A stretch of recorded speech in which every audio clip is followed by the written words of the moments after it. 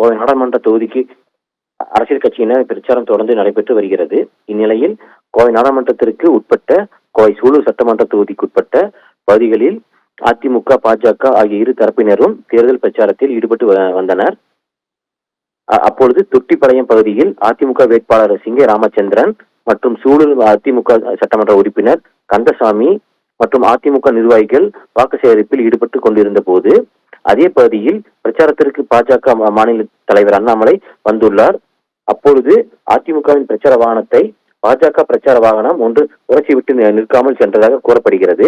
இதனால் இருதரப்புக்கும் இடையே வாக்குவாதம் ஏற்பட்டது.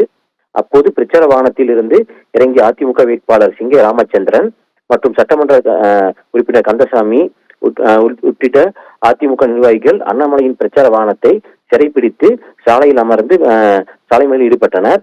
இதனால் அதிமுகவின் தரப்பினர் தாங்கள் குறித்த நேரத்தில் பிரச்சாரத்திற்கு வந்ததாகவும் பாஜகவினர் அனுமதிக்கப்பட்ட நேரத்தை கடந்து மதப்பூர் பஞ்சாயத்திற்கு உட்பட்ட பகுதியில் பிரச்சாரத்திற்கு போலீசார் அனுமதித்துள்ளதாகவும் குற்றம் சாட்டினர். உடனடியாக அங்கு வந்த போலீசார் இருதரப்பையும் சமாதானம் செய்து அங்கிருந்து கலைத்து போக செய்தனர். இச்சம்பவத்தால் அங்கு சுமார் 1 மணி நேரத்திற்கும் மேலாக போக்குவரத்து பாதிக்கப்பட்டது. பரபரப்பான சூழல் நிலவியது. மற்றும் இந்நிலையில் பாஜக தலைவர் அண்ணாமலை அந்த வாகனத்தில் இருந்து இறங்கி நடைபயணத்திலேயே மற்ற தெருவுக்கு பிரச்சாரத்திற்கு சென்றார் என்று குறிப்பிடத்தக்கது. அபரகாம்.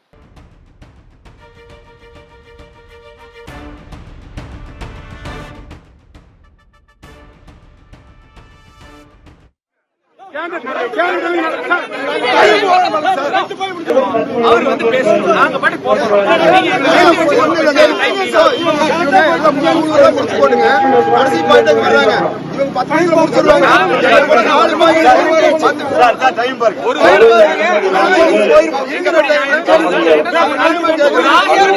உங்களுக்கு உதவத்தான் அங்க போய் எதுவும் கட்டி பிரச்சனை நாங்க கிராஸ் பண்ணி போக மட்டும் விடுங்க போதும். நான் அந்த பக்கம் போய் நாங்க போய்க்கிறோம். கிராஸ் பண்ணி போது வண்டி ஓரம் கட்டி நான் சொல்றேன்.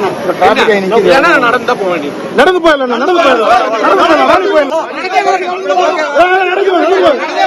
நடந்து போல வாங்க.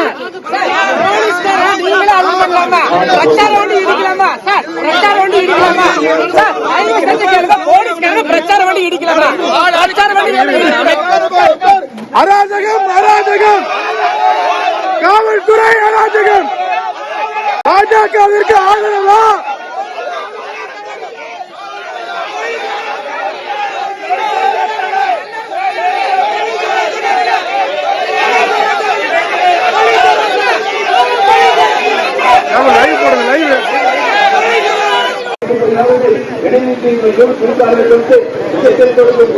அரசு அம்மாவை அமைச்சர் எடப்பாடியார் அரசு அதே அரசு அம்மாவை அரசு எடப்பாடி